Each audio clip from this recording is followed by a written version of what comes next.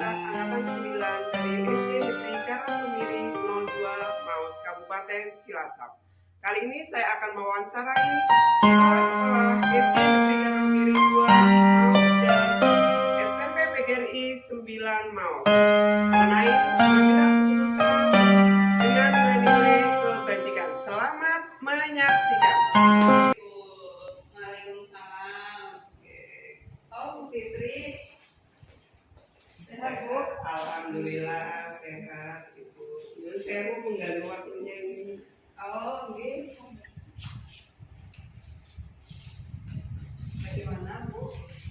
Saya ini Bu Wahyu, maksud saya di sini untuk wawancara dengan Ibu sehubungan dengan dilema etika.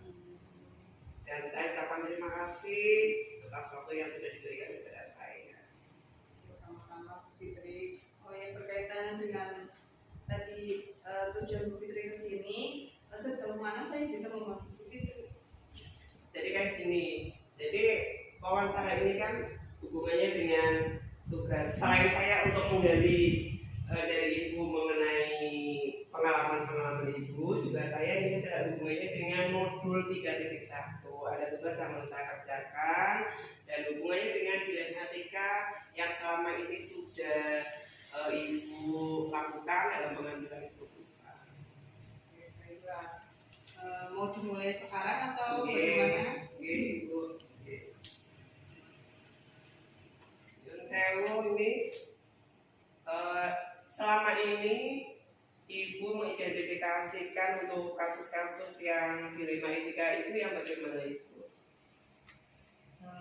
Baik ya Bu Fitri, di dalam kehidupan itu kan pastinya kita tidak pernah lepas dari yang namanya kasus nih. Jadi ada beberapa kasus yang sering kita jumpai, salah satunya itu dilema etika, di mana kita itu harus berpikir ya, karena di dalam dilema itu kita harus mempertimbangkan antara benar dengan yang benar. Jadi sudah benar sebenarnya, tapi harus memperjuangkan yang lebih benar lagi, seperti itu. Oke, ya. Berarti dalam dilema etika itu kita tidak ibaratnya ini sudah benar, ini salah, tidak seperti itu ya Bu ya? Bukan, sudah sama-sama benar. Cuma ada yang lebih maksimal seperti itu sesuai dengan rule-nya. Itu.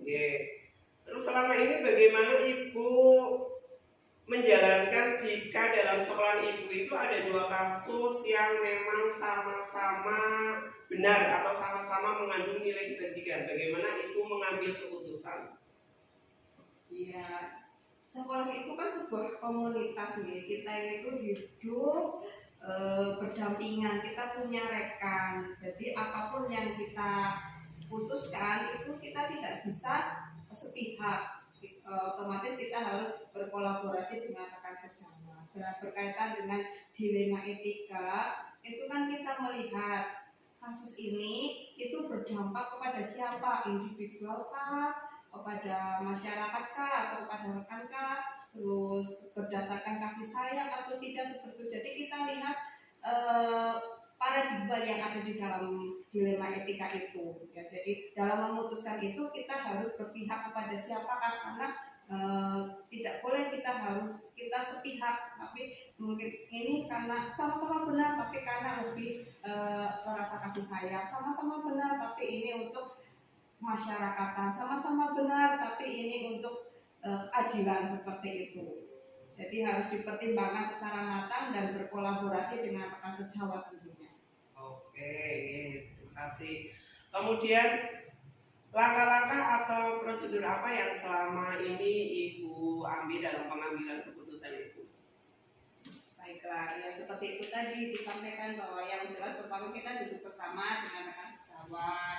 Kemudian kita lihat keputusan itu sesuai etika atau tidak, melanggar aturan atau tidak, kemudian hasilnya itu akan bermanfaat untuk orang banyak atau tidak, seperti itu. Kemudian juga kita punya pimpinan, kita harus berkomunikasi dengan pimpinan kita, jangan sampai kita melangkahi atau kita berjalan tanpa sepengetahuan dari pimpinan. Jadi kita itu vertikal dalam mengambil keputusan dan tentunya bermanfaat untuk instansi, tidak ada yang rugi ataupun tidak ada yang terlalu diuntungkan.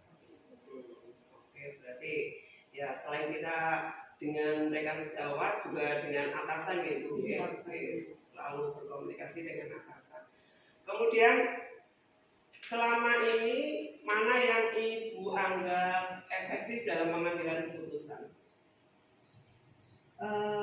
Yang efektif maksudnya antara dilema etika atau rujukan moral seperti itu? Iya. Ya, semuanya efektif. Ya, semuanya itu efektif tergantung dari konflik yang kita hadapi seperti itu.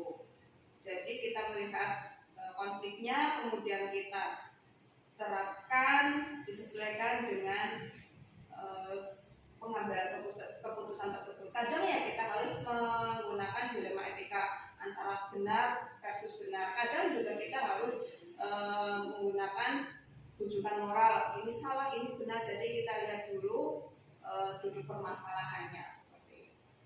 Oke. Kemudian selama ini hal apa yang menjadi tantangan Ibu dalam pengambilan keputusan? Dalam pengambilan keputusan itu banyak sekali tantangannya, terutama tadi yang rujukan bukan dilema etika, benar lawan benar, kita harus bimbang, kita selalu bimbang, saya ambil ini benar, mau ke sini benar. Nah, yang menjadi pertimbangan itu adalah jangan sampai ada yang dirugikan seperti itu, okay? Dalam pengambilan keputusan, apalagi seorang pimpinan mengambil keputusan itu kan harus mengayomi banyak orang, tidak otoriter ataupun dengan berat sebelah. Jadi yang menjadi pertimbangan itu ya pasti aturan atau norma yang sudah ada itu harus kita pegang teguh. Jadi apapun yang kita hasilkan, kita putuskan jangan sampai menyimpang dari norma yang ada dan tentunya dikomunikasikan dengan pimpinan atau meminta pertimbangan kepada pimpinan. Kemudian apakah selama ini jika Ibu menyelesaikan kasus itu ada jadwal atau waktu tertentu mungkin atau mungkin pada saat ada masalah tersebut bagaimana yang sudah biasa Ibu lakukan? Idealnya sih memang harus ada waktu tertentu, kita harus ada refleksi dari setiap tindakan yang kita lakukan. Namun karena dengan adanya berbagai kegiatan, kadang kita itu jadwal berbenturan sehingga pada kenyataannya kita melaksanakan coaching untuk kasus yang ada itu setelah adanya kasus seperti itu. Jadi kita selama ini belum meluangkan waktu atau membuat schedule untuk penyelesaian kasus dalam rentang waktu tertentu, namun kita penyelesaiannya itu jika menghadapi permasalahan. Tapi seharusnya ada jadwal ya? Karena harusnya kan ada program, kemudian nanti ada observasi, terus tindak lanjut, refleksi idealnya. Namun karena kadang berbenturan dengan berbagai kegiatan, akhirnya program itu kadang terlewati sehingga kita menyelesaikannya ya setelah ada kasus baru kita bertindak. Kemudian adakah seseorang atau memang faktor-faktor yang membantu atau mempermudah Ibu dalam pengambilan keputusan dilema etika?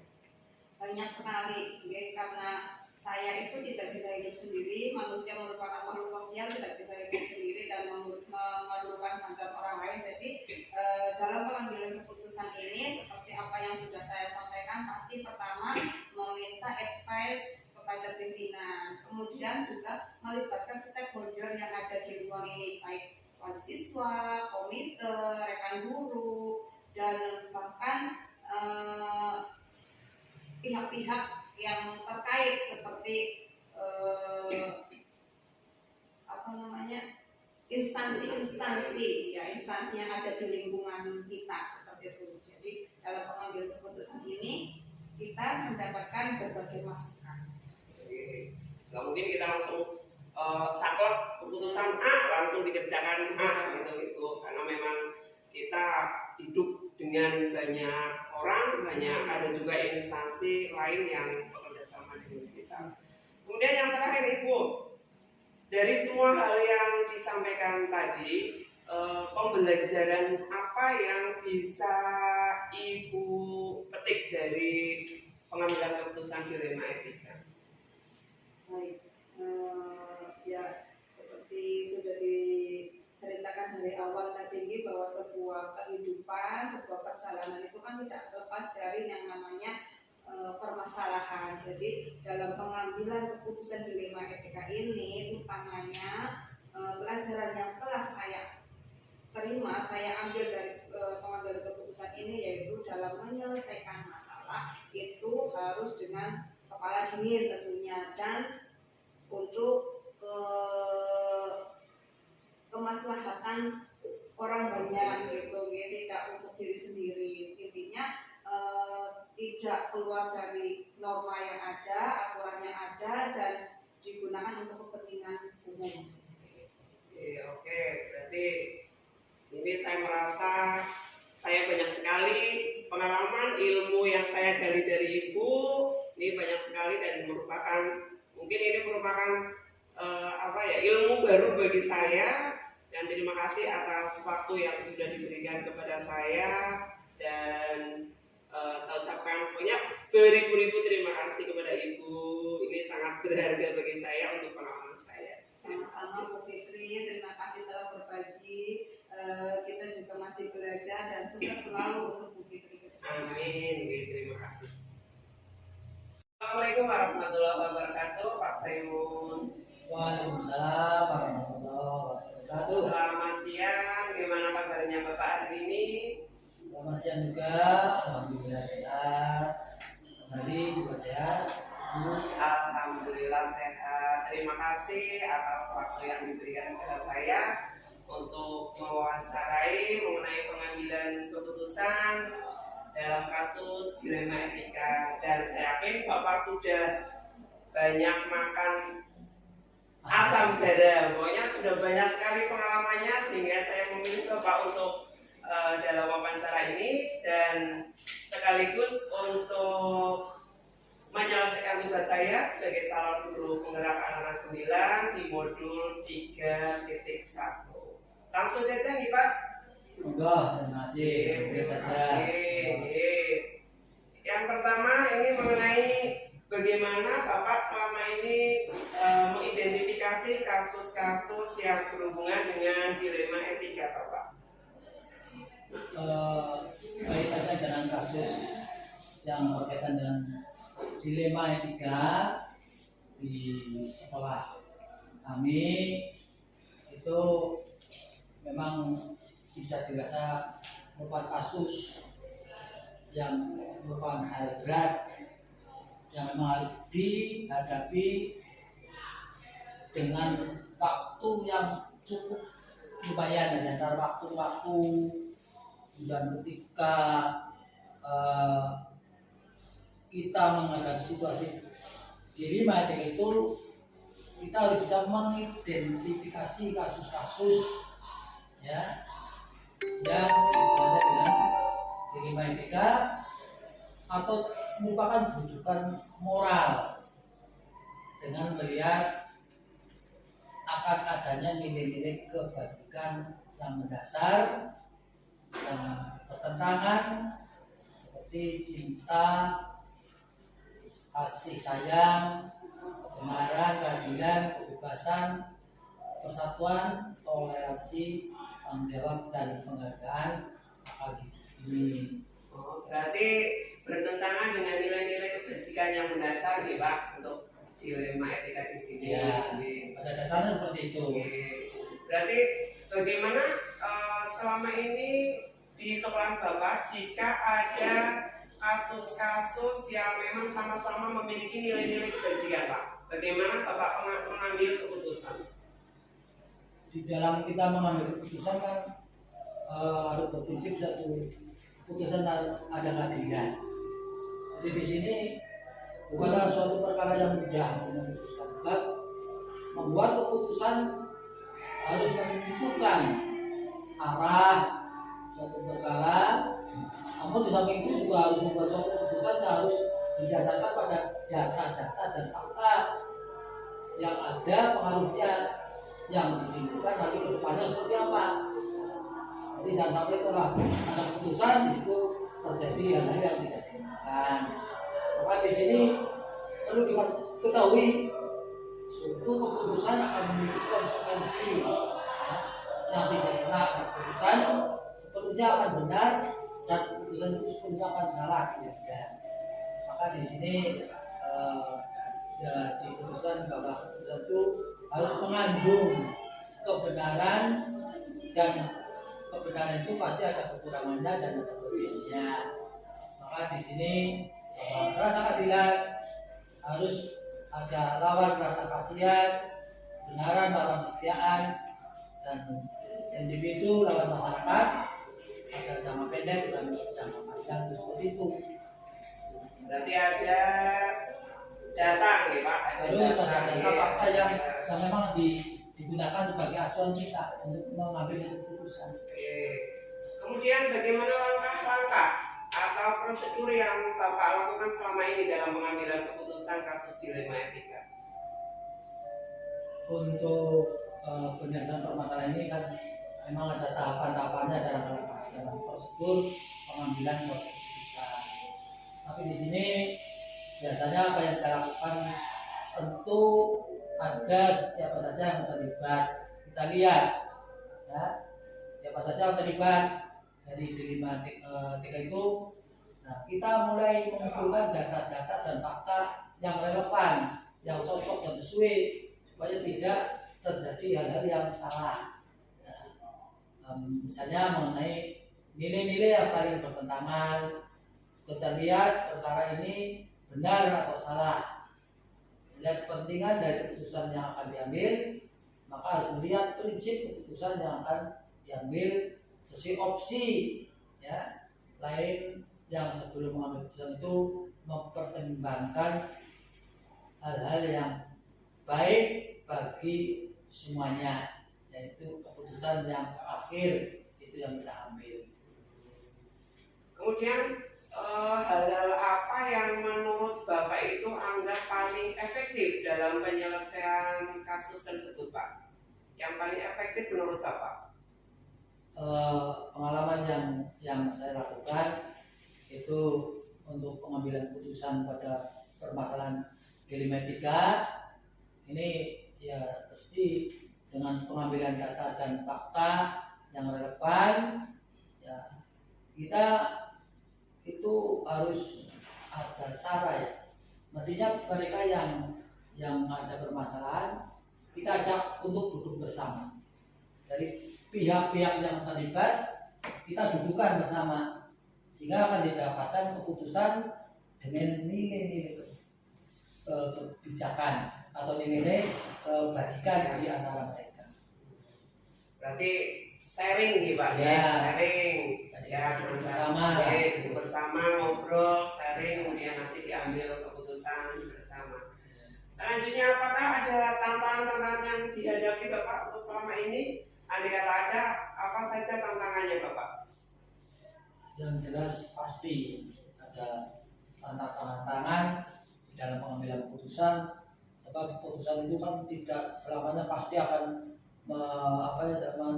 diterima dengan legowo itu, ya. Tantangannya di sini jelas, di situ nanti akan timbul konflik antara kepentingan pribadi melawan kepentingan orang lain. Mungkin ada keputusan yang di situ ada konflik kepentingan kelompok kecil melawan kelompok yang besar.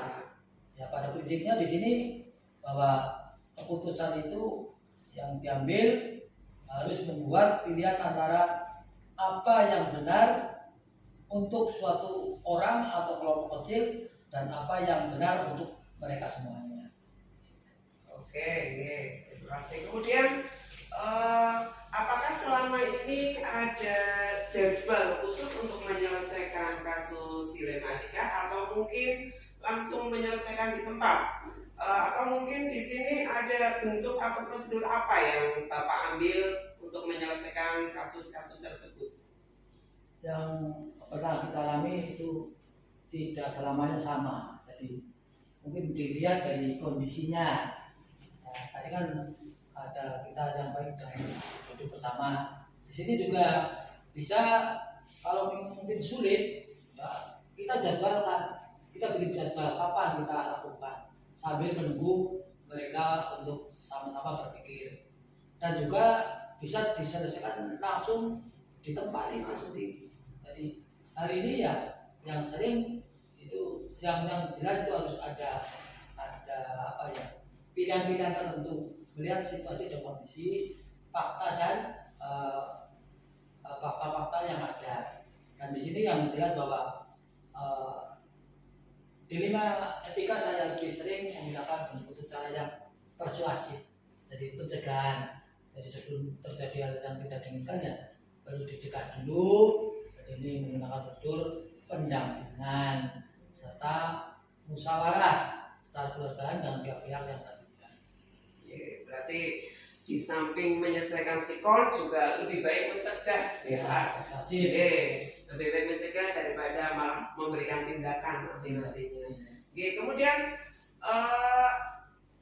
dalam penyelesaian masalah tersebut, apakah Bapak dibantu oleh seseorang yang kompeten mungkin, atau mungkin ada faktor-faktor atau pihak-pihak yang membantu Bapak menyelesaikan masalah dilema etika ini?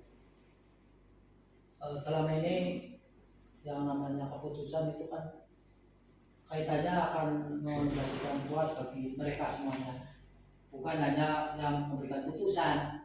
Maka di sini tidak boleh keputusan itu diambil semata-mata karena keyakinan kita sendiri. Yang lebih baik ya kadang-kadang kita menanyakan, bertanya pada teman, rekan atau orang lain yang memang lebih tahu akan hal-hal yang seperti ini, sehingga nanti di dalam suatu pemberian keputusan akan lebih baik dan akan lebih diterima. Oke, ini berarti tidak saklek, kemudian keputusan itu A harus dilaksanakan A, ya, tapi tetap mempertimbangkan banyak faktor dari teman-teman mungkin atau pihak-pihak lain yang membantu Bapak. Kemudian dari pembelajaran atau pengalaman yang selama ini Bapak lakukan, pembelajaran yang bisa dipetik oleh Bapak sendiri dalam pengambilan keputusan itu apa, Pak? Yang bisa kita petik di sini bahwa dengan pengambilan keputusan ini otomatis kita bisa belajar secara langsung atau tidak langsung bahwa menentukan arah tujuan sekolah, institusi atau lembaga yang kita pimpin ya harus tentunya berdampak pada mutu pendidikan yang bisa didapatkan oleh murid tadi. Jadi dengan pengalaman tadi ya otomatis akan berpengaruh, dan kita di dalam memimpin sekolah ini agar hal-hal yang seperti tadi tidak terjadi atau bisa dihindari, bisa dicegah ya Pak. Karena pengalaman itu. Pengalaman adalah guru yang terbaik, Bapak. Mudah-mudahan besok tidak terulang lagi kasus seperti yang sama. Oke, terima kasih Bapak atas waktunya, dan ini sangat berharga bagi saya, pengalaman yang sangat berharga. Terima kasih banyak atas waktu. Ini waktu yang panjenengan sibuk, ini malah memanfaatkan bertemu dengan saya untuk wawancara, dan mudah-mudahan ini menjadi pembelajaran bagi saya untuk depannya dalam pengambilan keputusan. Terima kasih. Assalamualaikum warahmatullahi wabarakatuh. Waalaikumsalam warahmatullahi wabarakatuh.